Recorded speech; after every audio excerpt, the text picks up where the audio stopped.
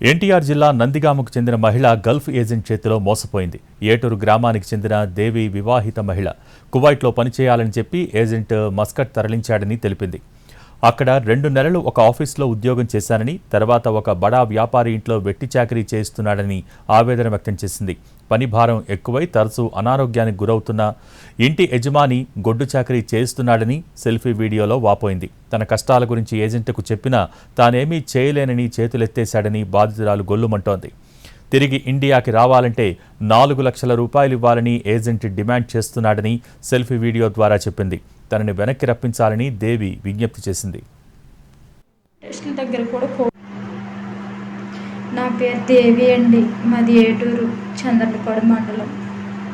నేను కువైట్ అని చెప్పాడండి agent.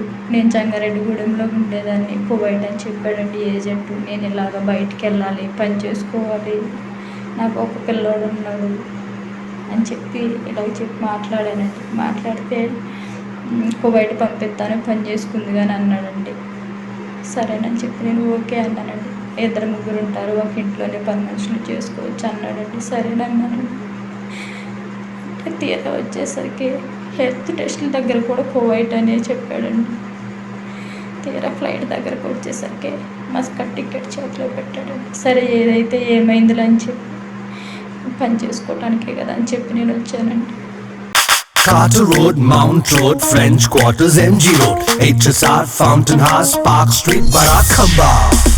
We've been here, we've been there, Veka's been just everywhere.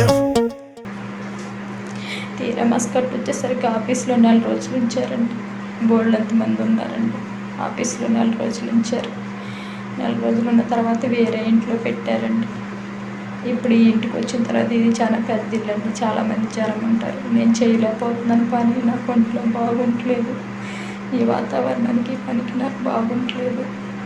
నేను ఇంటికి వచ్చేద్దామని అడిగితే ఏజెంట్ పేరు థామస్ అండి. అడిగితే నువ్వు ముందు ఆఫీస్కి వెళ్ళంటున్నాడండి.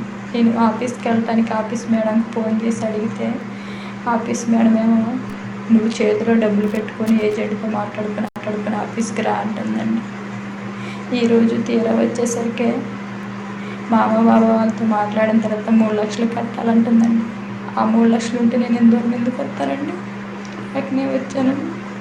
నాకు ఇంటి దగ్గర కూడా ఎవరు సహాయం చేయకపోవటం వల్ల, ఎవరు హెల్ప్ చేయకపోవటం వల్ల అప్పులై నేను ఎంతవరకు వచ్చాను. నా పరిస్థితి బాగోక ఇక్కడికి వచ్చాక వీళ్ళు నన్ను ఇలాగ మోసం చేసి నేను మోసపోయానండి.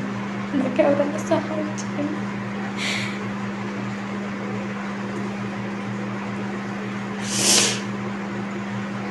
ఇప్పుడు కొన్ని బాత్రూంలోకి వచ్చి మాట్లాడుతున్నారండి.